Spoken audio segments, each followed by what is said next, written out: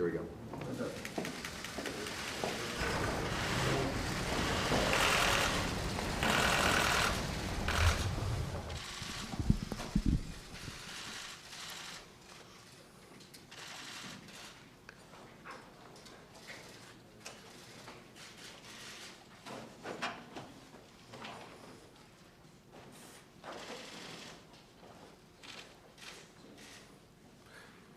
Last night, the United States brought the world's #1 terrorist leader to justice.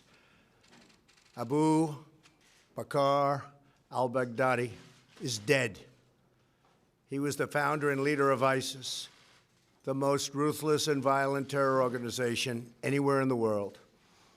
The United States has been searching for Baghdadi for many years.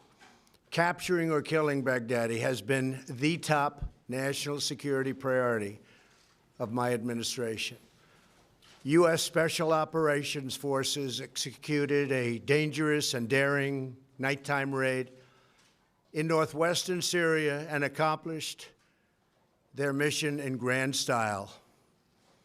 The U.S. personnel were incredible. I got to watch much of it. No personnel were lost in the operation, while a large number of Baghdadi's fighters and companions were killed with him. He died after running into a dead-end tunnel, whimpering and crying and screaming all the way. The compound had been cleared by this time, with people either surrendering or being shot and killed.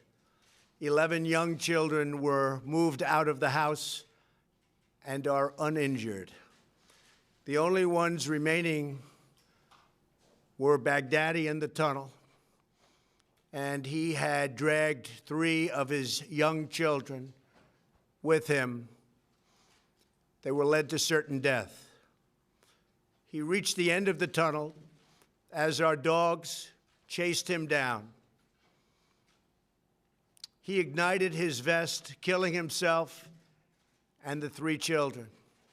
His body was mutilated by the blast. The tunnel had caved in on it in addition. But test results gave certain, immediate, and totally positive identification. It was him. The thug who tried so hard to intimidate others spent his last moments in utter fear, in total panic and dread, terrified of the American forces bearing down on him. We were in the compound for approximately 2 hours, and after the mission was accomplished, we took highly sensitive material and information from the raid, much having to do with ISIS, origins, future plans, things that we very much want. Baghdadi's demise demonstrates America's relentless pursuit of terrorist leaders and our commitment to the enduring and total defeat of ISIS and other terrorist organizations. Our reach is very long. As you know, last month we announced that we recently killed Hamza bin Laden, the very violent son of Osama bin Laden, who was saying very bad things about people, about our country, about the world. He was the heir apparent to al-Qaeda. Terrorists who oppress and murder innocent people should never sleep soundly, knowing that we will completely destroy them. These savage monsters will not escape their fate, and they will not escape the final judgment of God. Baghdadi has been on the run for many years, long before I took office. But at my direction, as Commander-in-Chief of the United States, we obliterated his caliphate 100% in March of this year. Today's events are another reminder that we will continue to pursue the remaining ISIS terrorists to their brutal end That also goes for other terrorist organizations. They are likewise in our sights. Baghdadi and the losers who worked for him, and losers they are. They had no idea what they were getting into. In some cases, they were very frightened puppies. In other cases, they were hardcore killers. But they killed many, many people. Their murder of innocent Americans, James Foley, Stephen Sotloff, Peter Kasich, and Kayla Mueller, were especially heinous. The shocking publicized murder of Jordanian pilot, a wonderful young man, spoke to the king of Jordan. They all knew him, they all loved him.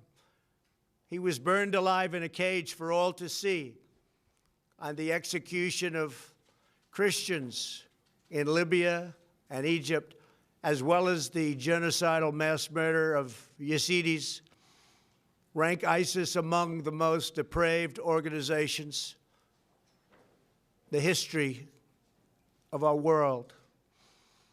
The forced religious conversions, the orange suits prior to so many beheadings, all of which were openly displayed for the world to see.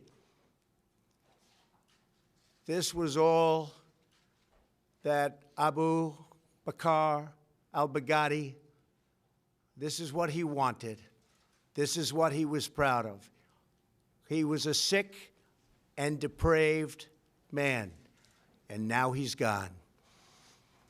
Baghdadi was vicious and violent, and he died in a vicious and violent way as a coward, running and crying. This raid was impeccable and could only have taken place with the acknowledgement and help of certain other nations and people.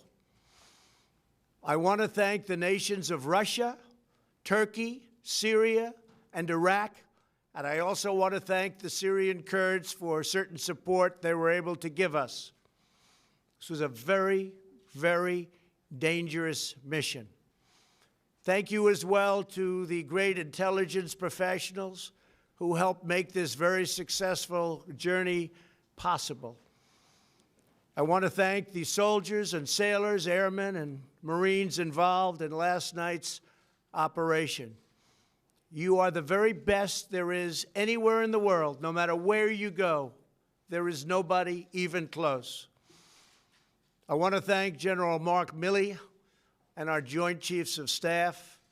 And I also want to thank our professionals who work in other agencies of the United States government and were critical to the mission's unbelievable success. Last night was a great night for the United States and for the world. A brutal killer, one who has caused so much hardship and death, has violently been eliminated. He will never again harm another innocent man, woman, or child. He died like a dog. He died like a coward. The world is now a much safer place. God bless America. Thank you. Any questions? When did you first hear about that this was an operation was going to get started? We've had him under surveillance for a couple of weeks.